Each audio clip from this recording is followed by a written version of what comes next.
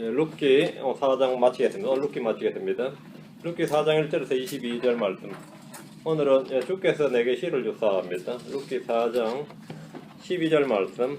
룻기 4장 12절 말씀 찾으셨으면 우리 같이 읽겠습니다. 룻기 4장 12절 같이 읽습니다.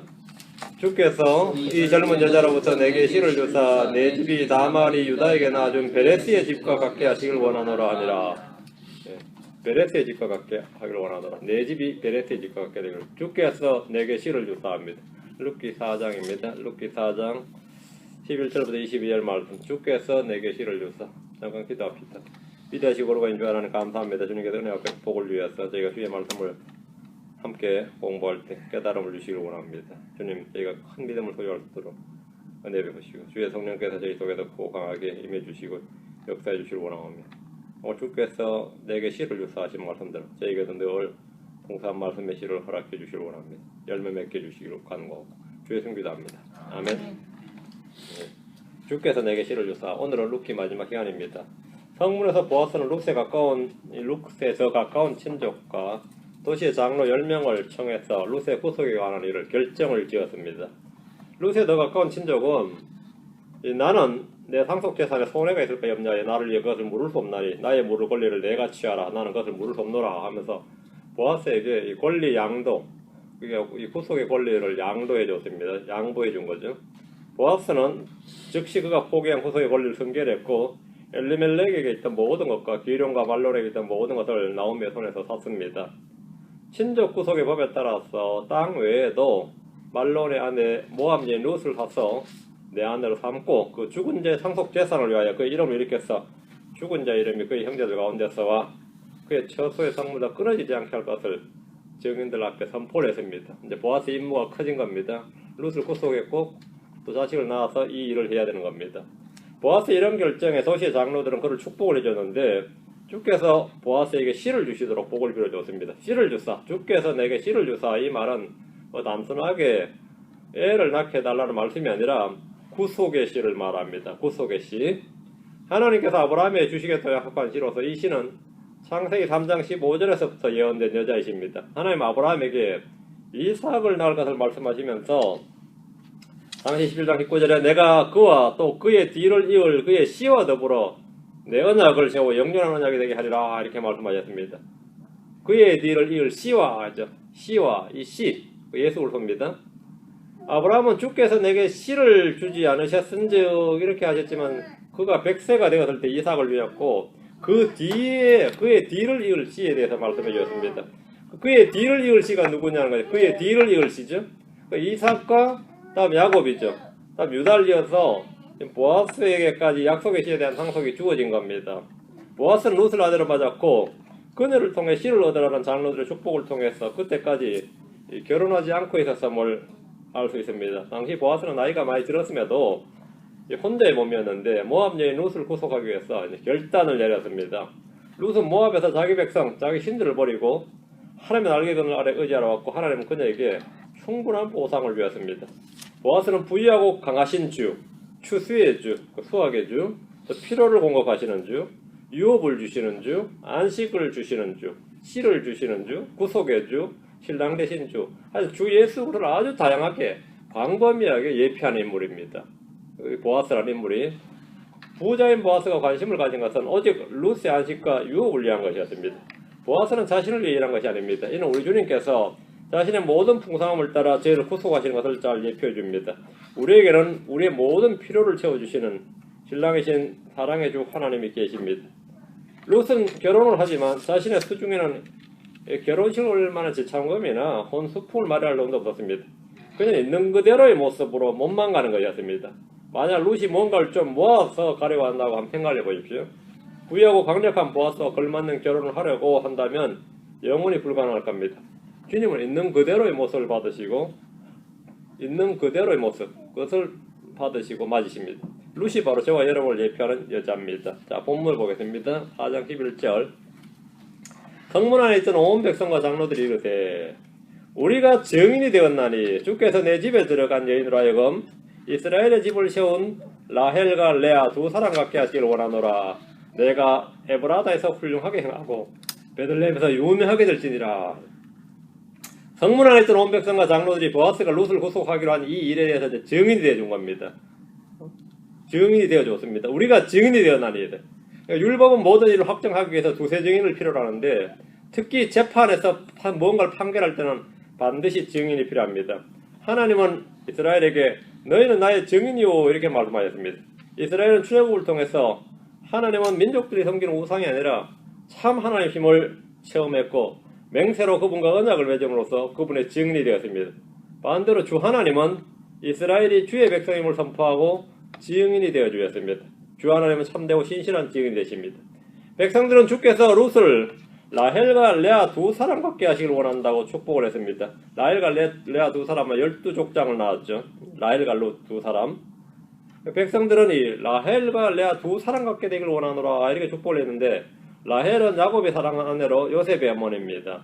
야곱은 라헬을 사랑함으로 그녀를 위해서 7년 동안 라반을 섬겼습니다.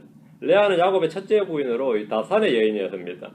그러니까 라헬과 레아 두 사람을 통해서 이스라엘의 12지파가 나왔습니다. 그러나 백성들과 장로들은 주께서 이스라엘의 집을 세운 라헬과 레아 이렇게 표현하거든요. 이스라엘의 집을 세운 라헬과 레아. 라헬과 레아가 이스라엘의 집을 세웠단 말이에요. 마찬가지로 룻이 보아스와 엘리멜렉의 집을 세우라는 겁니다. 그 두 사람이 이스라엘의 12지파의 집을 세웠는데 라헬과 레아가 마찬가지로 보아스는 룻을 통해서 그렇게 되라는 거죠. 라헬과 레아 같기를 이스라엘에서 결혼한 남녀에게 하는 이 말은 욕이 아니라 큰 복을 빌어주는 말입니다. 적게는 한 집안을 일으키고 크게는 한 민족, 지파를 일으키라는 굉장히 놀라운 축복입니다. 지파를 일으키라. 굉장히 놀라운 복이죠. 룻기에서 보아스는 어떤 존재인가 하면 보아스는 지금 부유하고 강하신 주, 지금 방금 추수의 주, 필요를 공급하신 주, 유업을 주시는 주, 안식을 주시는 주, 구속의 주, 신랑 되신 주입니다. 이게 지금 룻기에서 보아스입니다. 부자인 보아스가 관심을 가진 것은 오직 룻이었습니다. 오직 룻이었습니다. 그럼 룻을 위해서 일하는 겁니다. 룻을 위해서 일하는 겁니다. 우리도 마찬가지죠. 우리 주 예수 그리스도께 관심을 가진 것은 우리 자신입니다. 그리고 우리의 구속, 우리의 안식, 우리를 추수로 우리를 거두시는 거죠. 우리를 거두시고 우리의 필요를 공급하시는 그런 주이십니다. 우리를 통해 열매 맺으시고 주님께서 하시는 거 지금 전부 이게 예표가 됩니다. 그래서 이 구약의 룻기를 구약의 복음서라 그래요. 구약의 복음서. 굉장히 일리 있는 말입니다. 11절 내가 에브라다에서 훌륭하게 행하고 베들레헴에서 유명하게 될지니라. 보아스에게 한 말이죠. 에브라다라고 하면 베들레헴의 말이 에브라다입니다. 에브라다 유다, 베들레헴 유다 같은 말이에요. 에브라다라고 하면 가장 유명한 예언의 말씀이 있는데 미가서 5장 2절이죠. 그러나 너 베들레헴 에브라다야. 베들레헴 에브라다야. 내가 유다의 수천 가운데서 작을지라도 이스라엘의 치리자가 될 자가 내게로 나오리라. 그의 나아감은 옛적부터 있었으며 영원부터 있었느니라. 베들레헴 에브라다는 주 예수 그리스도가 태어난 곳입니다. 백성들과 장로들은 보아스가 고향인 이곳에 베들레헴 에브라다에서 훌륭하게 행하고 유명하게 되라고 복을 빌어줬습니다. 사무엘 11절에 도시는 곧바른 자의 축복으로 인하여 높아지나니 사악한 자의 입으로 인하여 무너지느니라. 곧바른 자의 축복으로 높아진다. 곧바른 자의 축복으로 높아진다. 장로들이 지금 축복을 해주는 거죠. 우리는 크리스천으로서 누군가를 욕하거나 저주하는 자가 아니라 축복하고 기도해주는 사람들입니다. 우리는 영적 희생물들이는 영적 제사장들로서 사람들을 축복해줄 수 있습니다. 목사만 축복해주는 게 아니고 어떤 축복권 있다 그런 건 없어요. 여러분 모두가 누군가를 축복해줄 수 있습니다. 누군가를 축복해줄 수 있어요? 요즘 조금 남용된 느낌이 있어요. 어떤 사람은 저한테 편지를 써서 뭘 해도 무조건 축복합니다. 근데 그것도 듣기가 민망하더라고. 목사님 축복합니다 그러는데 축복합니다. 그것도 한두 번이지 계속 관용구처럼 축복해야 된다니까 내가 지금 뭔 소리 듣는가 싶기도 하더라고요. 그것에서 또 배웠는 것 같아. 근데 교회에서 뭘 배웠나 본데 입만 열면 축복합니다 했는데 아마 모르긴 해도 그렇게 축복하면 축복이 자기한테 돌아온다고 믿는 것 같아요. 아니면 그렇게 열심히 할 리가 없어. 남한테 죽임할 사람이라면 그렇게 안 할 거야. 분명히 자기한테 돌아온다고 믿을 거야. 그래서 축복해줄 수 있어요. 축복해줄 수 있습니다.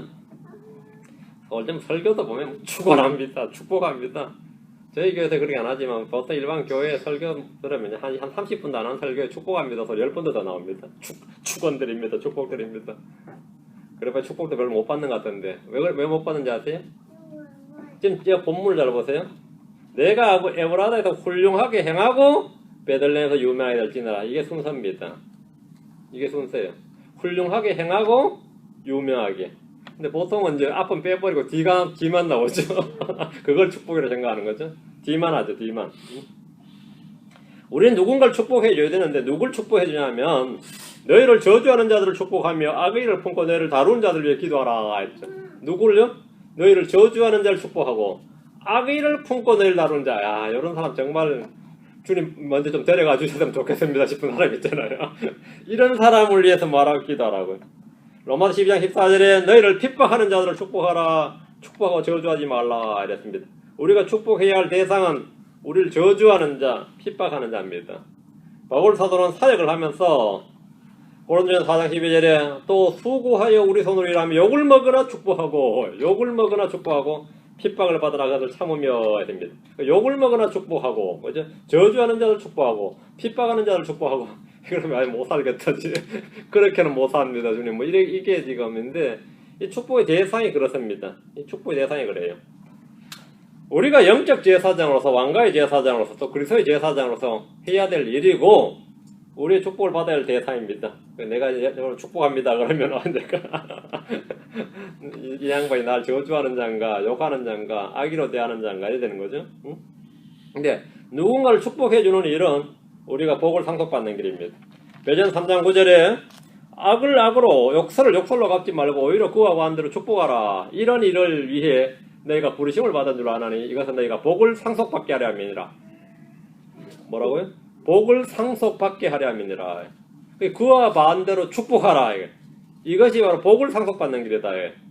그러나 축복해서 안 되는 경우도 있습니다. 어떤 거죠? 거짓 교리를 가지고 들어오는 자입니다. 거기에는 축복인들 하지 말라고 했습니다. 축복인들 하면 그게 동참자가 된다.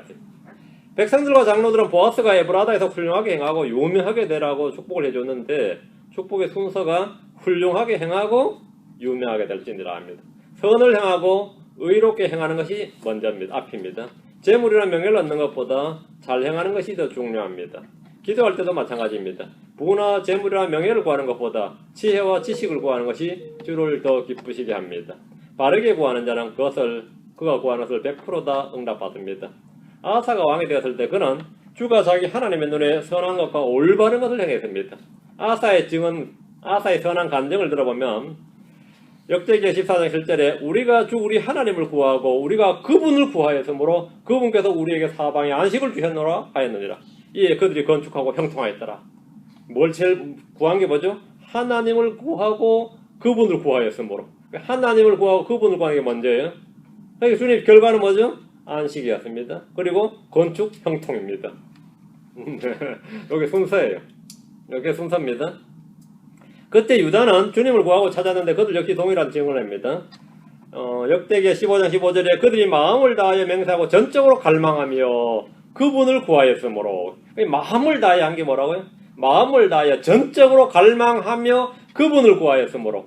하나님을 구하는 거죠. 우리는 주 예수를 구하는 겁니다. 그분을 구하였으므로 그분을 만났고 또 주께서 그들의 사방에서 그들에게 안식을 주셨더라 하십니다. 우리 역시 바르게 구하고 구한 것들을 응답받는 선한 증언이 넘쳐야 됩니다. 물론 바르게 구하는 거죠. 훌륭하게 행하고 그분을 구하고 하나님의 왕국을 구하고 하여튼 그분의 의를 구하고 이런 걸 구하면 그 뒤는 자동입니다. 뒤는 열매로 따라오는 겁니다. 따라오는 거예요. 근데 앞에 걸 제껴놓고 뒤를 구하겠다 그러면 그건 이제 곤란한 거죠. 훌륭하게 하고 훌륭하게 행하고 유명하게 될지니라. 우리 역시 바르게 구하고 구한 것들을 응답받음으로써 선한 증언이 넘치길 바랍니다. 이 순서는 어느 시대나 어느 누구에게나 동일합니다. 자, 12절 룻기 4장 12절 주께서 이 젊은 여자로부터 내게 씨를 주사 내 집이 다말이 유다에게 낳아준 베레스의 집과 같게 하시길 원하노라. 백성과 장로들은 보아스의 가게 조상들에 대해서 굉장히 잘 알고 있었습니다. 보아스의 어머니는 여리고의 창녀였던 라합이었습니다. 그 밑으로 올라가면 다말이 있습니다. 다말은 유다의 며느리였는데 죽은 자기 남편의 형제들로부터 씨를 얻지 못하자 시아버지인 유다로부터 씨를 얻은 여인입니다. 아주 독특한 여인이죠. 족보 따지기를 좋아하는 사람들이라면 창세기뿐만 아니라 역대기를 보면 이 부분에 대해서 굉장히 잘 나옵니다. 역대기상 2장 4절 5절에 유다의 며느리 다말이 베레스와 세라를 그에게 낳았더라. 유다의 아들들은 모두 다섯이라. 베레스의 아들들은 헤스론과 하모리요 이랬습니다. 본문에서 유다의 아들들은 모두 다섯이라 이랬죠. 본래 세 아들에다가 다말에게서 쌍둥이 자식 베레스와 세라를 얻었죠. 그래서 다섯이었습니다. 보아스는 유다와 다말 사이에 태어난 베레스의 직계 자손입니다. 당시 베들레헴의 백성들과 장로들은 이 일을 보아스의 집안의 수치나 약점으로 여기지 않았습니다. 오히려 자랑스럽게 그 사건을 언급하며 복을 빌어주고 있습니다. 주께서 이 젊은 여자로부터 내게 씨를 주사 했습니다. 아브라함, 이삭, 야곱, 유다의 뒤를 이어서 약속의 상속자가 된 사람은 베레스였습니다. 그리고 그 뒤를 이어서 보아스가 지금 그 자리를 잇게 된 겁니다. 백성들은 아브라함의 씨에 대한 그 약속의 상속이 다말이 유다에게 낳아준 베레스를 통해서 이어졌듯이 보아스 역시 이 젊은 여자 이 룻을 통해서 씨를 얻으라고 그 씨를 얻어서 그 약속의 상속이 이어지도록 축복을 해준 겁니다. 아주 이건 지금 구약에 관통하고 있는 겁니다. 지금 이 본문은 12절 주께서 내게 씨를 주사 이 말씀은 그냥 단지 자식을 많이 낳으란 말이 아닙니다. 씨에 관한 아브라함의 복을 그대로 이어받으란 말입니다. 보아스는 룻을 통해 조상들이 그랬던 것처럼 씨를 얻게 됩니다. 보아스와 룻에게서 난 자식이 오벳입니다. 오벳은 이셰를 낳았고 이셰는 다윗을 낳았습니다. 예수님은 다윗의 허리에서 나왔고 다윗의 자손 다윗의 씨라 불립니다. 백성들이 보아스에게 한 말은 그냥 덕담 수준이 아니라 대언자지한 말들처럼 예언의 말씀처럼 되었고 문자 그대로 그 말씀이 그 집에 그 씨에게 그대로 성취가 되었습니다. 말 잘해야죠. 13절입니다. 이에 보아스가 룻을 취하여 자기 아내로 삼고 그녀에게로 들어가니 주께서 그녀를 수태하게 하심으로 그녀가 아들을 낳으매 보아스는 룻을 취하여 자기 아내로 삼았고 주께서 그녀를 수태하게 하심으로 그녀가 아들을 낳았습니다. 성경 말하기를 시편 127편 3절에 보라 자식들은 주의 유산이요 태 열매는 그분의 보상이로다 이렇게 했습니다. 자식들은 뭐라고요? 주의 유산이요 태 열매는 그분의 보상이로다. 이게 굉장히 중요합니다. 자식들은 주의 유산이라 태 열매는 그분의 보상이로다. 주의 유산과 그분의 보상인데 그럼 자식들은 다 좋은 거죠. 오늘날 이제 결혼해서 자식 안 낳겠다는 것은 주님이 주신 유산과 보상을 거부하는 건데 왜 자꾸 거부하는 것 같아요? 나 봐도 나한테 덕이 안 되는 거야. 골치 아픈 거란 말이지. 딱 내 자식은 안 그렇게 싶어도 그렇지 않다는 걸 사람들이 이제 깨닫게 된 거죠. 응? 고생해서 낳고 키워봐야 이게 별로 도움이 안 된다는 걸 이제 사람들이 자각을 한 거죠. 그럼 이제 크리스천들은 어떻게 해야 되는 겁니까? 이게 주의 유산이고 그분의 보상이라면 나쁜 게 아니다 이거예요. 하나님 악한 걸 나한테 주신 건 알겠죠. 악한 게 아니라는 확신을 내가 갖는 겁니다. 말씀에 따르면 자식이 그냥 생긴 게 아니라 주의 유산이고 태의 보상이면 그분의 보상이면 주께서 내게 주신 건 선한 것이다 이거예요. 근데 애가 망가졌어요. 어떤 경우에 어떻건 뭐 죄로 망가졌든지 마약에 망가졌든지 범죄로 망가졌어요. 그러면 크리스천들에게는 뭐가 생기냐면 주의 유산과 그분의 보상에 지금 문제가 생긴 거죠. 그죠? 그럼 뭐 해야 되겠습니까? 그냥 기도하는 겁니다. 요 근거를 딱 가지고 기도를 하는 거예요. 지금 주의 유산, 주님 내게 주신 유산과 주님 내게 주신 보상에 좀 문제가 생겼습니다. 이렇게. 주의 유산과 보상에 내게 주신 주의 유산과 보상에 지금 내가 지금 아웃 오브 컨트롤이에요. 내 손에서 지금 떠났습니다. 제가 잘 안 돼요. 그럼 내가 이 컨트롤 할 수 있는 것도 아니고 내가 어떻게 대도 안 해. 이제 나이도 들고 해가지고 안 돼요. 품 안의 자식이라고 품 안에서도 잘 안 됐는데 이제 지게는 안 되는 거 10대만 넘어서도 이제 안 되는 거죠. 그럼 어떻게 되냐면 주님의 유산과 주님 내게 주신 유산과 보상에 문제가 좀 생겼는데 주님의 영광을 위해서 주님의 기쁨을 위해서 주님께서 좀 손을 좀 봐주셔야 되겠습니다 하고 의탁을 하는 겁니다. 그걸 맡기는 겁니다. 지도라는 거지. 그럼 주님께서 그 본래 자기 주님께 주신 거니까 주님께서 내한테 줬으니까 나한테 다시 냈다 넘길 생각하지 마라. 나한테 그 문제 나한테 다시 말하지 마라. 이게 아니고 이거는 영구히 주의 것이니까 주님의 유산이고 주님께서 주신 보상이니까 주님께서 좀 해결해 달라고 기도하면 돼요. 그게 바로 믿음의 기도입니다. 그런 말씀의 근거를 딱 가지고 기도를 하라고요. 그러면 주님께서 친히 이제 손을 좀 봐주실 겁니다. 손을 봐주실 겁니다. 그걸 여러분이 잘 생각하셔서 기도를 하세요. 자식들 기도할 때 어떤 경우에도 아시죠? 하나님께서 태를 막으시면 아무도 아이를 낳을 수가 없습니다. 하나님께서 태를 여시면 노인인 살아도 아이를 낳을 수 있고 해의 열매는 그분의 보상입니다. 이삭은 자기 아내가 수태하지 못하자 그녀를 위해 주께 간구했고 주께서 그의 간구를 들으셨으므로 그의 아내 리브가 수태했더라 이래 되어 있습니다. 주님은 레아의 태를 여셨으나 라헬은 그렇지 못하다가 주께서 그녀의 태를 여심으로 요셉을 낳았습니다. 우리미였던 한나를 주께서 돌아보셨을 때 그녀가 수태해서 세 아들과 두 딸을 낳았습니다. 주께서 늙은 엘리사벳을 수태하게 하셔서 침례인 요한을 낳게 했고 남자를 알지 못했던 처녀 마리아를 수태하게 하심으로 예수님이 태어났습니다. 주께서 수태하게 하심으로 이게 되는 거죠. 주께서 수태하게 하심으로. 지금 제가 인천에 살 때 제 옆에 제 아파트 바로 옆에 담벼락 하나로 교회가 큰 교회가 있었어요. 그 교회의 목사님이 설교 못하기로 유명한 목사님입니다. 하도 설교를 못해가지고 성도들이 돈 걷어가지고 제발 웅변학원 좀 다니라고 돈 걷어주고요. 목사님 웅변학원 좀 다니시면 어떻겠냐고 하도 설교를 못하고 말죽이는데 근데 교회가 얼마나 큰지 몰라요. 보통 교회 목사님 설교 못하면 교회 안 가잖아요. 근데 그 교회가 내가 참 신기하네. 어떻게 그런 일이 있나 싶어서 물어봤더니만 설교를 하도 못하니까 뭐 버벅대고 써와도 못하고 그냥 무언 건 아예 안 되고 설교를 써와도 앞뒤 제대로 못 읽어가지고 말이죠. 페이지 잘못 읽고 막 이래가지고. 그런데 어쨌든 할 말도 없고 해가지고 그냥 설교자를 가지고 막 미미떼다가 말이죠. 그냥 진짜 뭐 말기분 없고 미미떼다가 막 당황스럽다가 성경 이렇게 아무 폈는데 이게 하필 또 마태복음 1장 누가 누구를 낳고 누가 누구를 낳고 이래. 그래가지고 혹시 여기에 애를 낳고 싶은데 불임인 사람이 듭니까? 이러니까 아주 많아 손을 들었어요. 7년째 애를 못 낳고 7년째 8년째 애를 못 낳고 있다. 다른 사람 없냐고 했더니만 그 교회 7명이나 지금 불임 클리닉 다니는 사람 7명이나 되는데 전부 다 애를 가질지어 다 수태할지어 다 이렇게 또 헛소리를 했는데 문제는 그 다음에 다 나왔어요. 그 7명 불임인 사람 다 애 낳아버렸어. 이거 소문나서 그게 그랬거든. 그러니까 인천의 불임녀들이 다 모여들고 수도권의 불임녀들이 그 교회로 다 모여들었는데 어쨌든 뭐 수태할지어 다 했는데 이게 구약도 아니고 이게 어째 된 건지 불임 클리닉 몇 년 전에도 애 못 낳았던 사람들이 하여튼 그 교회에 와서 애를 낳았다는 간증들이 넘쳤어. 하여튼 전국에 불임녀들이 몰려들기 시작해가지고 하여튼 그런 일이 있었는데 그 다음부터 이분이 뭐 목회도 힘을 얻어가지고 설교도 잘했다 뭐 그러더라고요. 지금도 그런지 모르겠는데 굉장히 큰 교회입니다. 지금 인천에서 굉장히 큰 교회인데 근데 꼭 전설 같은 이야기라서 이게 전설의 고향인지 모르겠고 다른 건 먼저 성경에 따르면 주께서 태를 여심으로 수태하셨더라. 그건 맞습니다.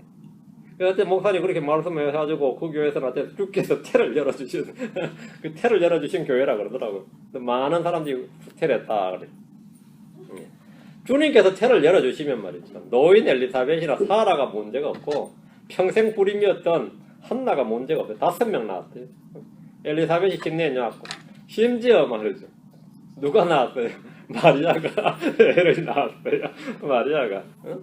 마리아가 천년 마리아가 애를 낳았다고. 주께서 보아스가 루스에게 들어갔을 때 그를 수태하게 주셨다는 겁니다. 주께서 루스에게 아들을 주셨는데 이 아들이 바로 그리스도의 세대에 등장하는 다윗 할아버지입니다. 하나님께서는 주의 날개끈을 아래로 날개알을 의지하러 온 이방인인 루스에게 충분히 보상해 주셨습니다. 14절입니다. 여인들이 나오미에게 이르되 주를 찬송할지로다. 그분께서 이날 너를 친족이 없게 내버려 두지 아니하셨도다. 그의 이름이 이스라엘에서 유명하게 되기를 원하노라. 루시 아이를 낳자 여인들이 나오미에게 주를 찬송할지로다. 그분께서 이날 너를 친족이 없게 내버려 두지 아니하셨도다. 이렇게 하셨습니다. 이 모든 일이 주님이 일하시고 복주신 것임을 잘 알고 증언한 겁니다. 루시 보아스와 결혼해서 아이를 낳았습니다. 누구를 찬송해야 됩니까? 누구를 찬송해야 되죠? 주를 찬송할지로다. 지금 이 베들레헴 유다의 사람들이 굉장히 영적입니다. 굉장히 영적이에요. 주를 찬송할지로다. 루시 결혼할 때 축복의 기도가 있었고 자식을 낳을 때 찬양이 있었습니다. 떠나지 말아야 했던 땅을 떠나서 남편과 자식 둘 다 잃어버린 채 돌아온 나오미가 여인들에게 위로를 받습니다.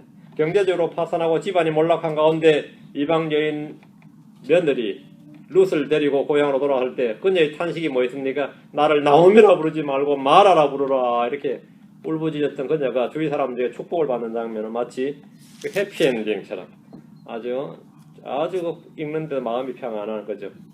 해피엔딩으로 끝난 영화를 보는 것 같습니다. 그의 이름이 이스라엘에서 유명하게 되기를 원하노라 했는데 그의 이름 his name이죠. 이 그의 이름이 이스라엘에서 유명하게 되기를 원하노라 그래서 그의 이름 이거를 어떤 주석서에 보면 하나님의 이름이 하나님으로 보내드리고 앞이 주를 찬송할지니라 했으니까 그의 이름이 주의 이름이 이스라엘에서 유명하게 되기를 원하노라 이렇게 하는 이들이 있고 이 보아스라고 이 그의 이름 his name은 보아스라는 사람들도 있는데 굉장히 어색하죠. 문맥이 약간 어색하고 좀 무리한 해석으로 보입니다. 그냥 본문의 흐름을 따라서 루시 낳은 아이, 오벳이 제일 자연스럽습니다. 여인들은 루시 낳은 아이, 이 아이가 이스라엘에서 유명하게 되기를 원했는데 이런 소원은 동서고금이 마찬가지입니다. 희복적이고 무속적인 크리스천들의 소원 중에 하나가 뭐냐면 이 소원 중 하나가 유명하게 되기를 원하고 부자가 되기를 원하고 힘 있는 자가 되기를 원하고 크게 성공하기를 원합니다. 한국인들은 그동안 너무나 가난했던지라 잘 살아보세요 이걸 외쳤어요. 그것도 누가? 정치인이 말이죠. 근데 얼마나 잘 살아보세요 외쳤는데 크리스천들 역시 교회에 가면 모두가 잘 살아보세요 잘 살게 해달라고 기도를 했고 새벽기도 밤 철야기도 무슨 기도할 때마다 잘 살아보세요 기도하니까 내 믿음대로 될지어다 했는지 그냥 한국 사람 잘 살게 됐어요. 그러다 잘 살게 된 사람들이 믿음 좋은 사람을 이제 교회에서 인정을 받게 됐습니다. 실제로 이득과 이익을 경건이라고 생각하는 사람들이 교회에 이제 득세를 하게 된 겁니다. 그 사람들이 집사되고 장로되고 막 이래 됐어요. 그죠? 그런 사람 나와서 이제 간증을 하는 겁니다. 기도했더니 잘 살게 됐다 이거예요. 잘 살게 됐다. 내 일념 하나로 잘 살게 해달라고 기도했더니 잘 살게 됐고 자식들 유명하게 되려더니만 다 막 고시학교 의사 되고 막 이래 됐다는 거죠. 그런 사람들 다 부러워하고 믿음 좋은 사람 돼버린 거죠. 그러나 우리는 잘 살아보자. 유명하게 되자. 부자가 되자. 높은 직을 얻자. 사회에서 영향력 있는 사람이 되자. 이런 구호를 외치기 전에 바르게 살아보자. 뭐 성경대로 살아보자. 이렇게 외쳐야 정상입니다. 선하고 옳고 경건한 사람이 되는 것이 유명하게 되고 부자가 되는 것보다 훨씬 더 중요합니다. 15절입니다. 그가 내게 생명의 회복자가 되며 내 노년에 복량할 자가 되리니 너를 사랑하며 내게 7 아들보다 더 나은 내 며느리가 그를 낳았도다 하니라. 여인들은 루시 낳은 아이가 나오미에게 생명의 회복자가 되고 노년에 복량할 자가 될 것이라고 말합니다. 인생의 질고와 슬픔으로 지칠 노인에 불과한 나오미에게 루시 낳은 손자는 생의 기쁨이고 젊음을 돌려주는 선물이었습니다. 루시 얼마나 훌륭한지 그 도시 사람들 평가받기를 7 아들보다 나은 며느리죠. 7 아들보다 나은 며느리. 너를 사랑하며 내게 7 아들보다 더 나은 내 며느리 이 말에서 루시 받은 좋은 평판을 짐작할 수 있습니다. 성도들 간에 이 사랑의 유대관계는 혈연의 유대관계보다 훨씬 더 강한 겁니다. 자식보다 나은 며느리가 있고 형제보다 나은 이웃이 있습니다. 가까운 이웃이 멀리 있는 형제보다 나으니라 했습니다. 베들레헴의 여인들은 나오미에게 루시 낳은 아이 역시 그 어머니 룻을 닮아서 룻과 같은 사람이 되도록 그렇게 축복을 했습니다.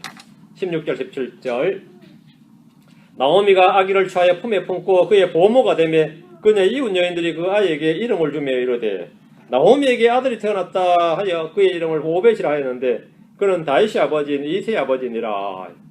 나오미는 룻이 낳은 아기를 취하여 품에 품고 그의 보모가 되었다는 널싱이죠. 유모죠. 유모.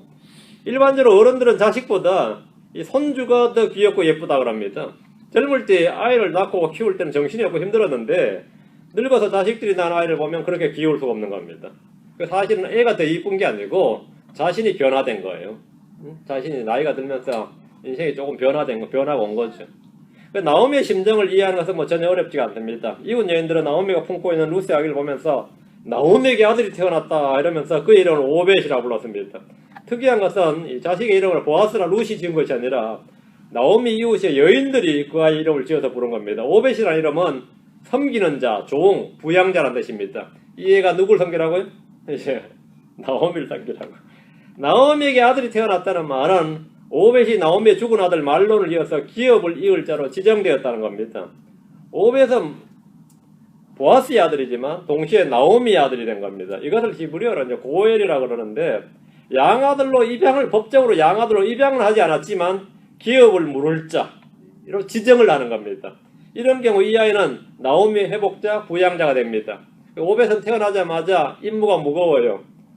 누구죠? 예.